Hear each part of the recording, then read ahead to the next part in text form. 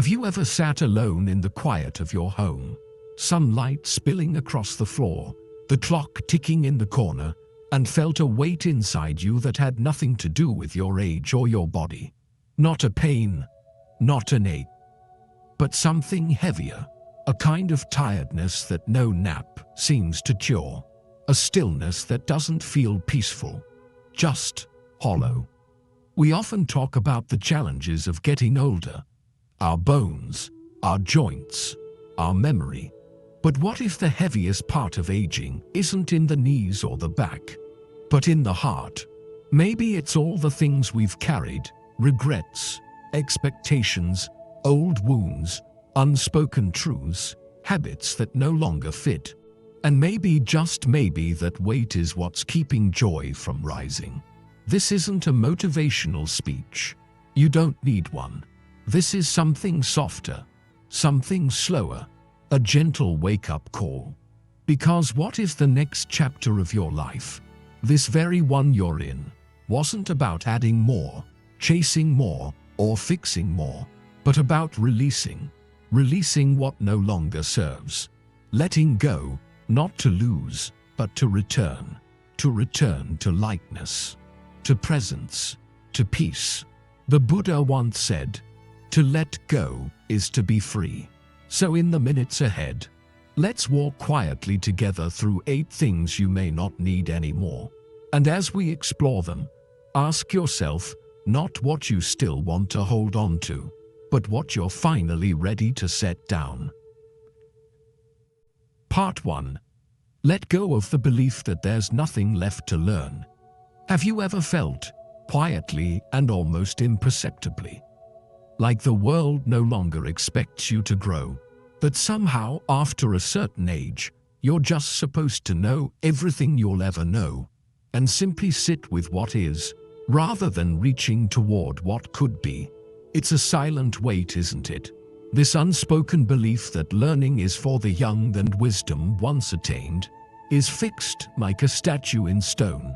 But what if I told you that this belief, the one that whispers you've seen it all, is not only false, but quietly stealing your joy? And more than that, what if the doorway to peace in your later years is not true knowing, but true remaining open to the unknown? There is a story told in Buddhist tradition of an elderly monk named Ananda, who, even in his 80s, still began each morning by bowing before his teacher's shrine and reciting one line of scripture, as if it were the first time he had heard it. A young novice once asked him, "Master, why do you still practice as if you are a beginner?" The old monk smiled softly and replied, "Because the beginner sees the world with wonder. The master only knows how little he truly understands." It's easy to think that because we've lived through decades, through wars, marriages, losses, inventions, revolutions, heartbreaks, we've somehow graduated from life's lessons. But the Buddha taught something very different. He said, "Just as a candle cannot burn without fire, men cannot live without a spiritual life. Spiritual life doesn't end at a certain age. If anything, it begins in earnest when the noise quiets, when the ambition settles, and when the soul begins to whisper questions that the younger self never had time to ask." I once met a woman named Eleanor at a mindfulness retreat in Oregon. She was 76, widowed, soft-spoken. Her eyes, though wrinkled at the corners, still sparkled like candlelight. She told me she had just started learning Mandarin, not to travel, not to impress, but simply because she was curious. "I want to see how far my brain can stretch," she said with a grin. Turns out it's still reaching. That sentence stayed with me. It made me wonder, when was the last time you let your mind stretch, not towards something practical or productive, but towards something that simply stirs your soul? A poem, a new question, a language, a truth. You see, the heart grows heavy, not because of age, but because we stop letting the light of discovery in. A closed mind is the beginning of stagnation, but a curious mind, all that is a fountain of youth. No cream could ever replicate. The lotus, one of Buddhism's most sacred symbols, grows not in clean water, but in the mud, yet it still rises, petal by petal, reaching toward the sun. In the same way, no matter your age, your mind can still bloom, not despite the mud of life, but because of it. So I ask you, dear one, what new question could you sit with today? Not to answer, but to feel. What truth have you quietly avoided because you thought you were too old to change your mind? And most of all, what would happen if you approached this chapter of life not as the end of your learning, but as its most sacred beginning? Because once you open that door again, gently, like an old friend you've nearly forgotten, you may find something waiting on the other side. And that brings us to another door, one far harder to open, one that leads not to knowledge, but to the realm of the heart. Part 2. Let go of toxic relationships without guilt. There's a truth that most people carry like a secret. The older we get, the more we crave peace. Not the kind of peace that comes from silence or solitude, but the kind that settles gently inside the chest. The kind that comes when we no longer have to brace ourselves before every phone call, every visit, every interaction. And yet, how many of us still keep people in our lives who do nothing but stir up unrest? Here's the hard part. Sometimes, those people are family.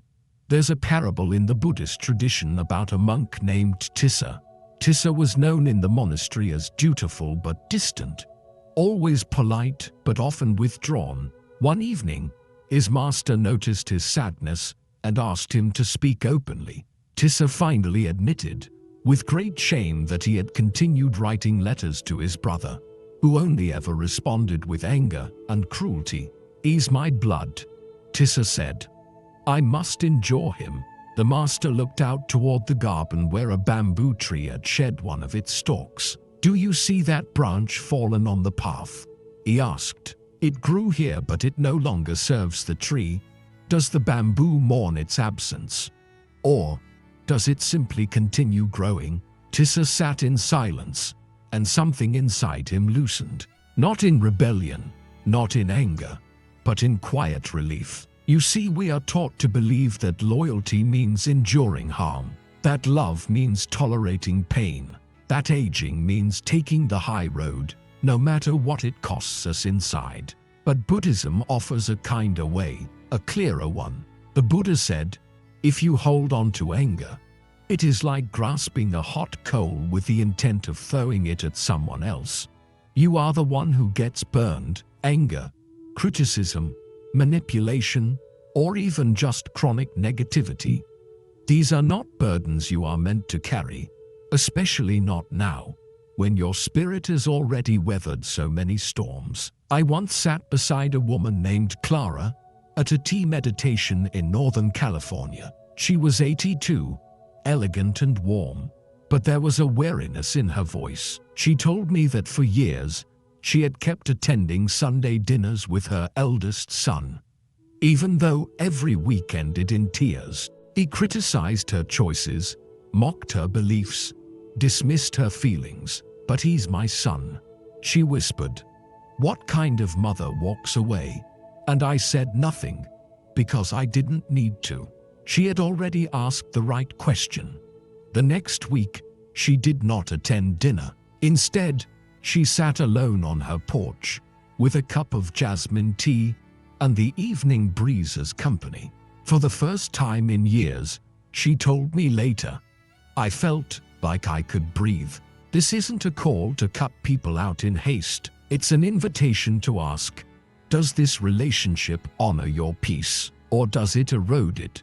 Quietly, like water against stone. You have the right to choose who gets access to your heart in this season of life. And no, that doesn't make you cold. It makes you wise. Because there is a kind of love, the truest kind, that begins with protecting your own light. When you let go of relationships that diminish you, you make space for connections that nourish you. And as you make that space, something else becomes clear.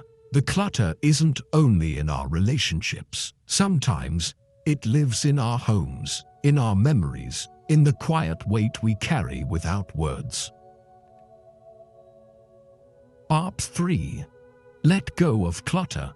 Physical, emotional, and mental. Have you ever stood in front of a drawer you haven't opened in years, only to feel an ache you can't explain? It's strange how something as ordinary as a closet or a dusty shelf can stir something so deep inside us. And yet, that's where so much of our silent heaviness begins, not always in tragedy or loss, but in the quiet accumulation of things we never meant to carry. We think clutter is just stuff. Old receipts, forgotten souvenirs, expired medicine bottles, holiday cards from people we no longer speak to. But what if I told you that clutter is more than mess, that it is memory, grief, attachment, and sometimes avoidance disguised in cardboard boxes and tangled cords? In the Dhammapada, the Buddha teaches, let go of the past, let go of the future, let go of the present, and cross over to the farther shore of existence. With mind wholly liberated, you shall come no more to birth and decay. Now, of course, he didn't mean to throw out your dinner plates or your photo albums. What he was pointing to is a deeper clutter. The attachments that bind us. The old narratives that repeat in the background of our lives like static. There is an old Buddhist tale about a laywoman named Sama, who came to the monastery each week with baskets of fruit and incense. Her offerings were generous, but her face was always anxious, her eyes distracted. One day, a monk asked her gently why she never stayed to meditate. She confessed that her home was too full. Too many rooms, too many heirlooms, too many things left behind by a husband who had passed 10 years earlier. But I can't let go, she said, tears in her voice. If I throw his shoes away, it will feel like losing him again. The monk picked up one of the apples she had brought and held it out. Can you hold this apple and receive another at the same time? She shook her head. Then how can you receive the peace you seek if your hands and your heart are already full?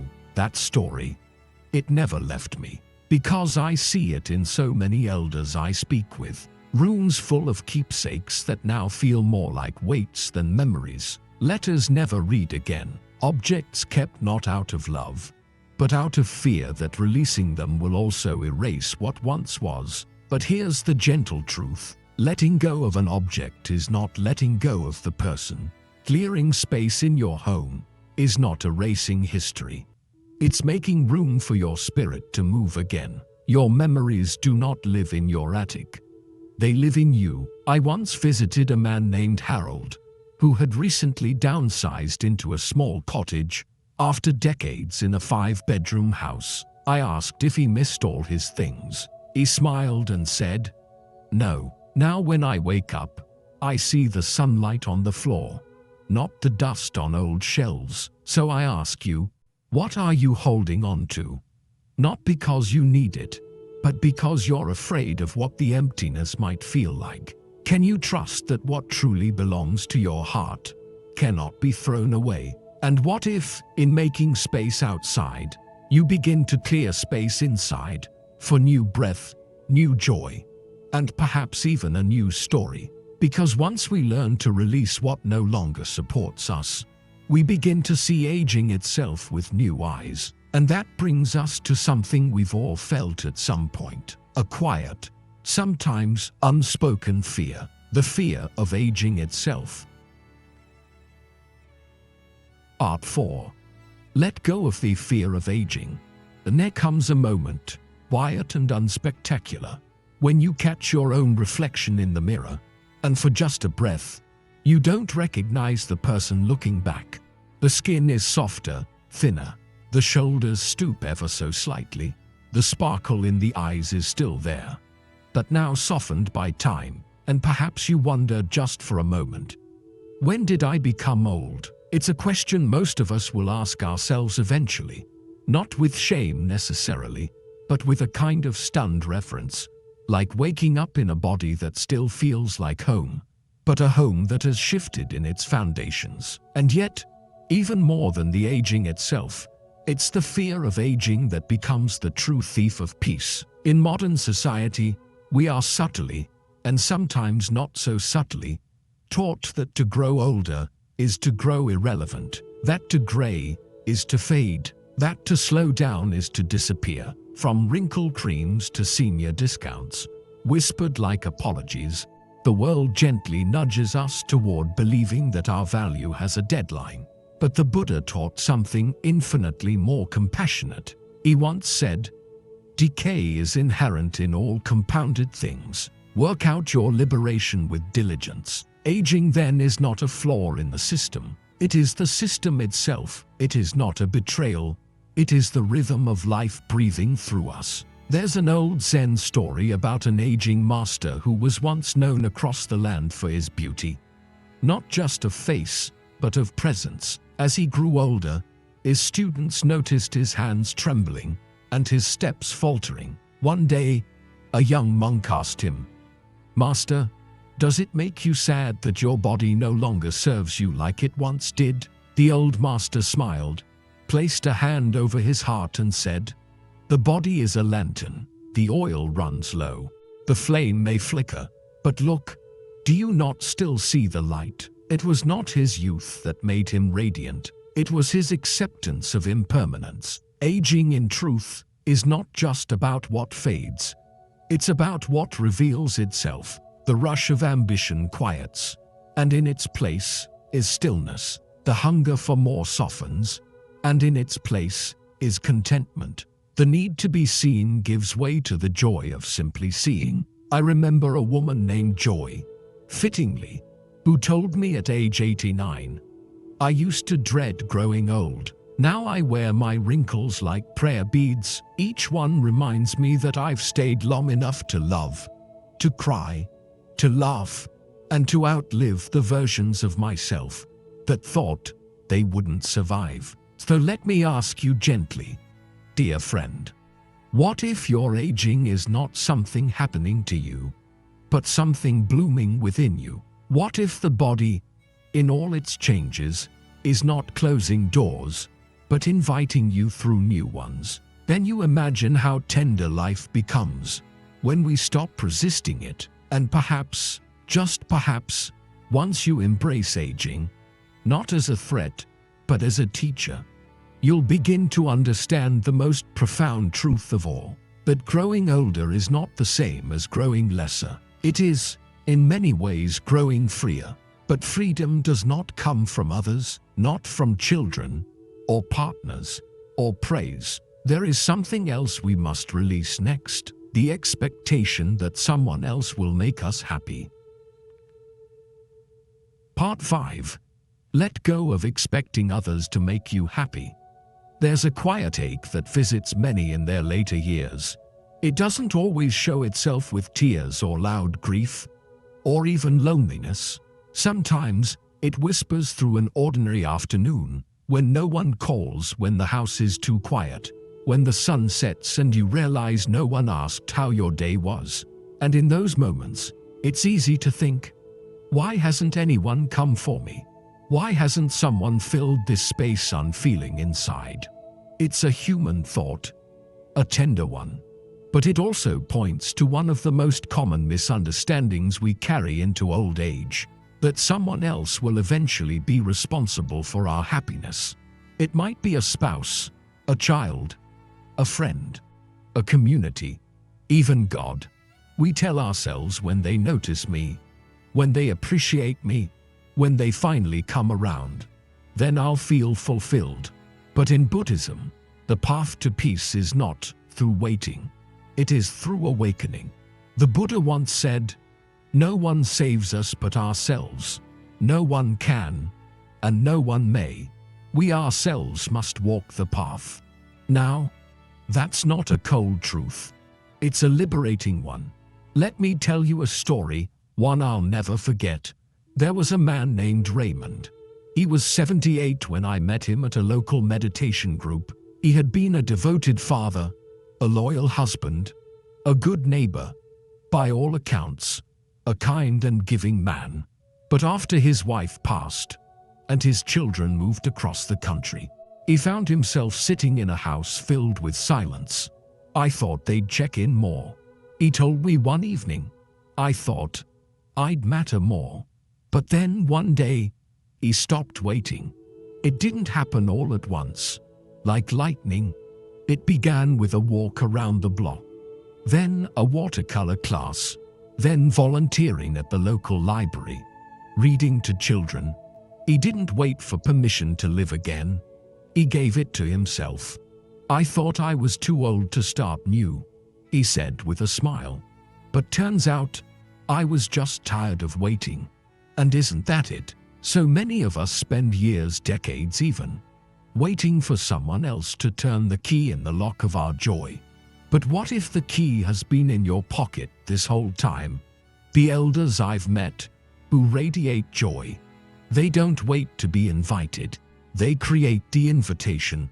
They plant flowers, write poetry, join Tai Chi, learn photography, or simply sit under a tree and let the light fall on their face, like it's a kind of prayer. They don't say, "I'm too old." They ask, "Why not now?" So let me ask you something quietly, not to pressure you, but to awaken you. What have you been waiting for someone else to give you, that you could begin giving yourself? Is it love, connection, permission, beauty, play? You have earned the right, not just to survive, but to delight in your own company, to nourish yourself like a garden, not a burden. Because true happiness, gentle, lasting, soul-deep happiness, isn't delivered by others. It's something you build, breath by breath, moment by moment, with your own two hands. And once you realize this truth, something else becomes clear. All those comparisons to the younger you, the faster, firmer, more admired version of yourself, begin to lose their grip. That's what we'll release next. Let's talk about comparison and what it costs you in Part 6. Part 6. Let go of comparing yourself to the young. It happens quietly, sometimes while scrolling through photos, sometimes while watching someone jog past the window, or hearing a younger voice speak with confidence, ambition, maybe even a little arrogance. A part of you whispers, "I used to be that way." And if you're not careful, the whisper turns into a wound. Where did she go? What happened to him? Why don't I feel like that anymore? Comparison, especially with your younger self, is one of the most subtle and seductive forms of suffering in later life, because it doesn't shout, it seeps. You start measuring your worth by old metrics: energy, appearance, speed, attention. You hold a ruler from the past up against your present, and somehow the present always comes up short. But what if I told you that the you back then, the one you miss, could not have survived what you've survived now? That the version of you with smooth skin and endless energy did not yet carry the calm, the softness, the depth you hold today? There's a well-loved Buddhist parable that tells of a young disciple who was jealous of his teacher's serene presence. "I want to be like you," he said, calm and wise and unshaken. The teacher led him to a mountain spring and asked him to fill a bowl with water. "Now," he said, "drop a stone into it." The disciple obeyed, and ripples distorted the reflection. "What do you see?" asked the teacher. "Nothing clearly," replied the student. Then the teacher took him to a deep, still well. "Now look." The boy peered in.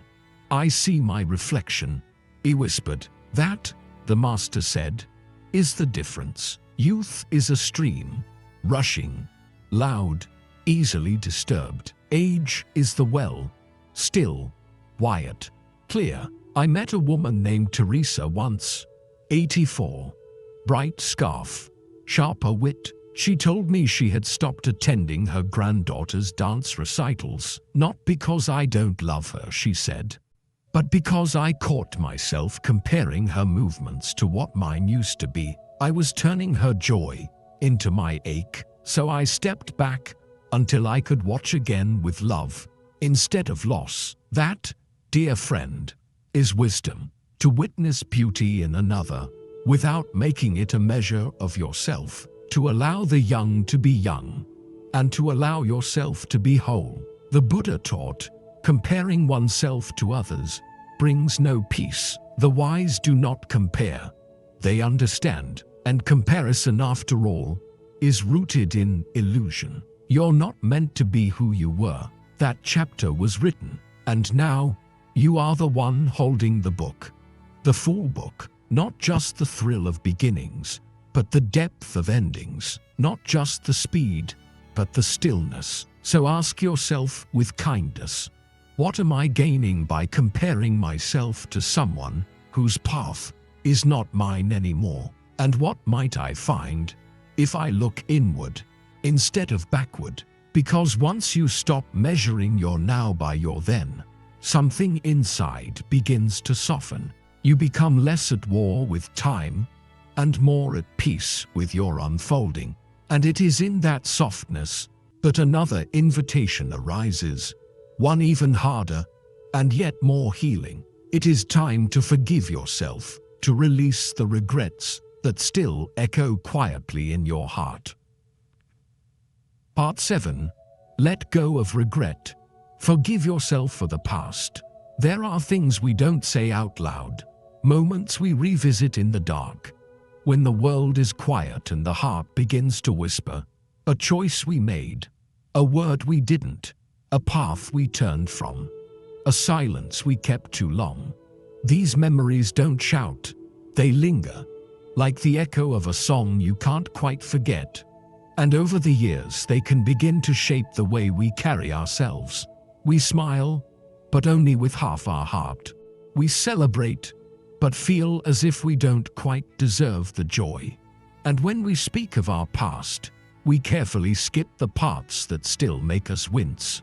This is the quiet work of regret, and for many, it is the heaviest weight we carry in old age, not the aching knees or the thinning hair, but the burden of what we wish we had done differently. But the Buddha taught, you can search the whole universe and not find anyone more deserving of your love than yourself. That includes the younger self, the one who made the mistake, the one who didn't know better, the one who acted out of fear, or pride, or confusion, or desperation, the one who tried and failed and still kept going. There is an old Buddhist tale about a woman named Kamar who had lived her early life in luxury and pride. In her later years, she came to hear the Buddha speak, and something in his words shattered her illusions. She approached him afterward with tears in her eyes and confessed, I have wasted my life. I was blind to kindness. I clung to vanity. I harmed others with my words. What wisdom could possibly exist for someone like me? The Buddha did not scold her. He simply looked at her with great compassion and said, just as the ocean receives all rivers whether muddy or clear, so too can wisdom receive even a life once misguided. Kamar went on to become one of the wisest female disciples of the Buddha's Sangha. That story has stayed with me for years, because it reminds us that redemption is not a doorway we earn. It is one we walk through the moment we stop turning away from ourselves. I once sat with an elderly man named Paul, who had not spoken to his brother in over 30 years. When I asked him why, he lowered his gaze and said, because I was the one who hurt him, and after that, I didn't think I deserved a relationship anymore. But he was tired of punishing himself, tired of wearing the guilt like a coat that no longer fit. So one day, with trembling hands, he wrote his brother a letter, not asking for forgiveness, but offering it to himself. I have carried this too long, he wrote. I release it, not because it didn't matter, but because I want to live the rest of my life free. And that is what I ask you now, dear friend.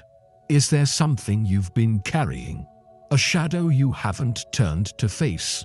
What would it feel like to lay it down? Not in denial, but in compassion. What if, instead of continuing to replay what can't be changed, you began to honor the wisdom you've gained because of it? Because forgiveness is not forgetting. It is remembering without the poison. It is saying to yourself, I did the best I could, and now I know better, so I will live better. And when you do that, when you release the grip of regret, you open your hands to something far more precious, possibility. Because now, at this very age, in this very breath, you are not finished. But to believe that, we must first destroy one final lie, the most insidious of them all, the one that says, it's too late. Let's go there, together, in Part 8. Part 8. Let go of the lie that it's too late. There's a story we're told. Sometimes it's spoken. More often it's implied that by the time you reach a certain age, 70, 80, 90, life is no longer about becoming. It's about managing, maintaining, preparing to let go. But that's a lie, and not just any lie, perhaps the most dangerous one. Because once we believe it, we stop looking, stop reaching, stop imagining. The Buddha once said, each morning we are born again. What we do today is what matters most, not what we did in our 30s, not what we missed in our 40s, not even what we lost in our 50s. Today, let me tell you about a woman named Ruth. Ruth was 91 when she picked up a paintbrush for the first time, not because she wanted to become an artist, but because she saw a neighbor's watercolor garden and felt something stir. It made me feel alive again, she told me, and I wanted to follow that feeling. Within 2 years, her paintings hung in the community center, but more importantly, they hung on her walls, Pala, where silence used to be. Then there was Jerome, 86, widowed, tired, until one day, while watching a young man dance in the park, he said out loud to no one in particular, I used to love to move. He began taking Tai Chi, slowly, gently. He said, I didn't know I could still feel graceful. His hands still trembled, but his spirit swayed. And there's May, who started a YouTube channel at 83 to read bedtime stories to children whose grandparents had passed. She said, I thought no one needed my voice anymore, but it turns out they did, and so did I. Every week, I hear stories like these, and every time, I wonder how many others are sitting at the edge of their becoming, still believing the door is locked. The truth is this: if you are breathing, the story is not over. If you can feel wonder, there is still something waiting to be born. If your soul stirs at even the thought of trying something new, it means your spirit is not finished. It's just been waiting for you to say yes. The lotus blooms from the mud, not in its youth, but when it is ready. A mountain becomes most sacred, not at its base, but at its peak. And the bell of awakening can ring even on the last day of your life. So I ask you now, not with pressure, but with possibility, what dream have you quietly buried that might still have breath? What small, simple thing could you begin today, not to change the world, but to come alive within it?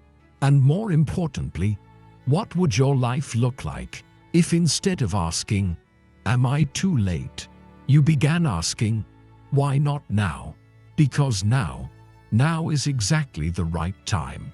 And so, dear friend, if this journey has touched a place within you, if even one of these truths has felt like a gentle bell sounding through the fog, then let this be your declaration.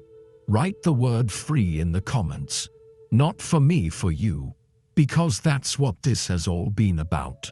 Not fixing, not striving, not adding, but freeing. Freeing yourself from the lies, from the weight, from the fear, so you can walk lightly, joyfully, gently into the chapter that is already waiting. And that chapter, it's not a conclusion. It's a beginning, because you are not done. You are becoming. So here we are. You've walked with me through the stillness of letting go. Together we've released the illusion that there's nothing left to learn, the draining weight of toxic relationships, the clutter in our homes and hearts, the quiet fear of growing older. We've stepped away from waiting on others for happiness, from the habit of comparison, from the ache of regret, and finally from the most stubborn lie of all, that it's too late. And now perhaps your hands feel just a little lighter, not because we've fixed everything, but because we've remembered something, that aging is not the end of your story. It's the unfolding of a deeper chapter, one that only you are wise enough to write. You see, the truth is, you are not falling behind. You are standing exactly where wisdom has led you. You are not finished. You are becoming softer, clearer, truer. And maybe now, dear friend, is the moment to ask yourself, what am I still carrying that no longer belongs to me? What might my life feel like if I allowed myself to be free? Take a breath, place your hand on your chest, and gently whisper, I allow myself to let go. I deserve peace. If even one part of this message touched something inside you, I invite you to write a single word in the comments below. 3. That word is not for me. It is for you, a quiet declaration, a soft beginning. And if you'd like more stories like this, more gentle truths to walk beside you, please subscribe to our channel. This is a space where aging is honored, the soul is nourished, and your presence is always enough. Until next time, may you walk lightly, may you love deeply, and may you rest in the quiet, knowing that your journey is far from over.